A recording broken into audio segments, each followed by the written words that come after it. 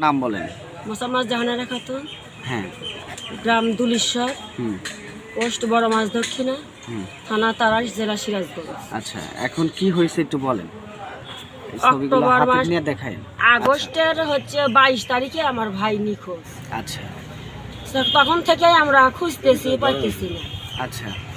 আর হলিগেট আর GT করছি, থানায় GT করছি, তারা কোনো হদিশ দেয় না। আচ্ছা, তো এখন আপনি কি চাচ্ছেন? আমি এখন চাচ্ছি আমার ভাই এবং এই মেয়ে যার সাথে থাকে তাদেরকে পাওয়ার জন্য। মানে আপনি চাচ্ছেন যে আপনার সাথে যোগাযোগ না, সামনে যোগাযোগ যাতে হয় সেই ব্যবস্থা করে দেয়।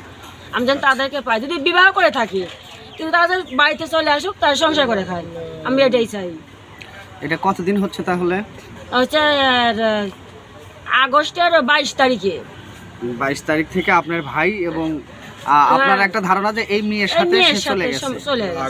আচ্ছা, তো এখন আপনার থানায় জিডি করছেন, এখন চাচ্ছেন যে তারা যাতে আপনার বাড়িতে এসে দেখা করে আপনার সাথে। মানে আপনার আর কোনো সমস্যা নাই? যদি বিয়ে করে থাকে তাহলে মেনে নেবেন? হ্যাঁ, আমরা মানে তখনই নিছি। আচ্ছা, যখন শুনছে তখনই নিছি আমরা মানে। আপনার ভাইয়ের নাম কি? মোহাম্মদ আব্দুল মমিন।